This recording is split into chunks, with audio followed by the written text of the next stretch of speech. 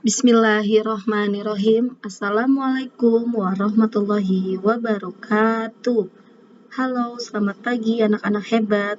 Apa kabar kalian pagi hari ini? Semoga kalian selalu sehat dan selalu dalam lindungan Allah Subhanahu wa Ta'ala. Amin. Baik, anak-anak hebat, bertemu lagi ya bersama Ibu pada pembelajaran tematik tema 3 subtema 1 muatan pelajaran ilmu pengetahuan sosial.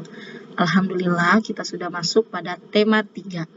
Sebelum kita memasuki materi tema 3 subtema 1 muatan pelajaran ilmu pengetahuan sosial, marilah kita bersama-sama membaca basmalah. Bismillahirrohmanirrohim. Baik, anak-anak hebat, hari ini Bu Guru akan menjelaskan materi yaitu kenampakan alam dan pemanfaatannya. Kenampakan alam merupakan segala sesuatu yang berada di atas permukaan bumi, baik yang berada di darat maupun di laut. Kenampakan alam ini juga sering disebut dengan bentang alam.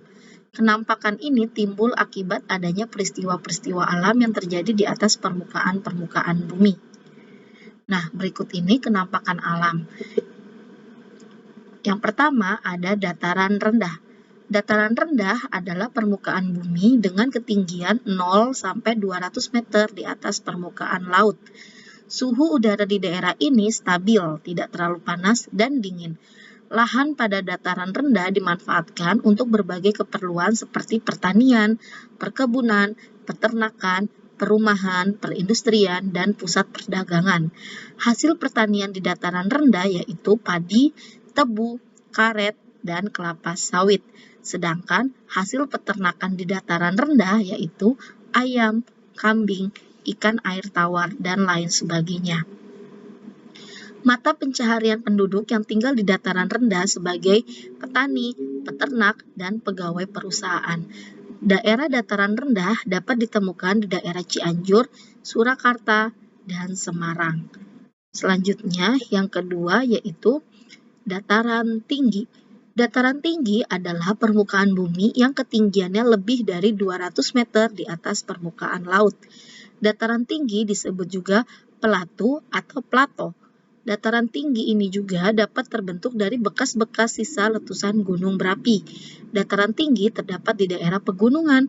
Contoh dataran tinggi di Indonesia adalah dataran tinggi Dieng, dataran tinggi Bukit Tinggi, dataran tinggi Bandung, dan dataran tinggi Malang.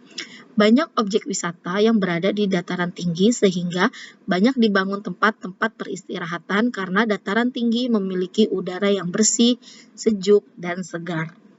Penduduk di dataran tinggi biasanya memiliki mata pencarian sebagai petani perkebunan dan peternakan.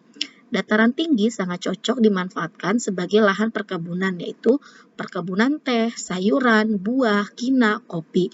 Sedangkan lahan peternakannya yaitu kuda, sapi perah, sapi potong, dan kambing. Selain perkebunan dan peternakan, dataran tinggi juga dijadikan tempat rekreasi yaitu sebagai penginapan. Selanjutnya, yang ketiga yaitu pantai. Pantai adalah dataran yang berbatasan langsung dengan laut. Daerah pantai umumnya landai dan berpasir. Selain itu, ada juga pantai berupa tebing yang curam. Pantai yang landai memiliki pemandangan indah sehingga menjadi objek wisata. Daerah pantai biasanya dimanfaatkan untuk budidaya ikan laut, udang, cumi-cumi, rumput laut, petani garam, perkebunan kelapa, dan pengembangan kerajinan khas pantai. Mata pencarian penduduk yang tinggal di daerah pantai biasanya sebagai nelayan, peternak ikan, petani kelapa, petani garam, dan penjaga pantai. Setiap pemanfaatan pantai berguna untuk kesejahteraan masyarakatnya. Nah, itulah 3 kenampakan alam, yaitu dataran rendah, dataran tinggi, dan pantai. Selanjutnya adalah ciri-ciri sumber daya alam.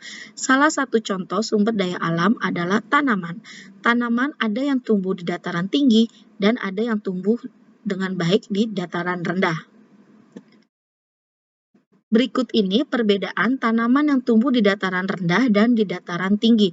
Di dataran rendah biasanya tumbuhannya yaitu padi. Sedangkan di dataran tinggi tumbuhannya atau tanamannya adalah teh. Perbedaannya yang pertama, Tanaman padi tumbuh di daerah berhawa panas, banyak mengandung uap air dan curah hujan yang cukup. Sedangkan tanaman teh tumbuh di daerah tropis dan subtropis dengan curah hujan yang cukup tinggi. Perbedaan yang kedua yaitu padi biasanya menggunakan tanah yang cocok untuk tanaman padi adalah tanaman yang mengandung banyak humus dan pengairan yang cukup. Sedangkan tanah yang cocok untuk tanaman teh adalah tanah yang mengandung humus berbeda dengan padi. Teh tidak memerlukan banyak air saat awal menanam. Perbedaan yang ketiga yaitu pada awal masa tanam, tanaman padi harus digenangi oleh air. Tanaman padi harus ditanam di lahan terbuka karena membutuhkan cahaya matahari. Sedangkan tanaman teh, pengaruh suhu sangat berpengaruh terhadap pertumbuhan tanaman teh, sehingga mutu yang dihasilkan bergantung pada tempat teh yang ditanam. Umumnya, aroma teh yang dihasilkan pada daerah dataran tinggi lebih baik daripada tanaman teh yang ditanam di daerah dataran rendah. Perbedaan yang keempat, padi juga dapat ditanam di tanah yang miring atau lereng. Sawah bertingkat yang terdapat di lereng yaitu yang biasa disebut dengan senkedan. Sedangkan tanah yang cocok untuk tanaman teh adalah tanah yang subur, banyak mengandung bahan organik dan biasanya terletak di lereng-lereng gunung atau bukit.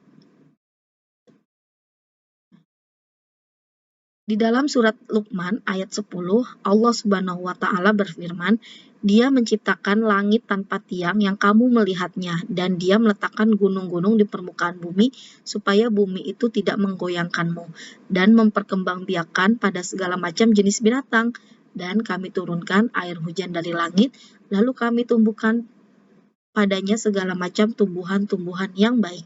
Quran surat Luqman ayat 10.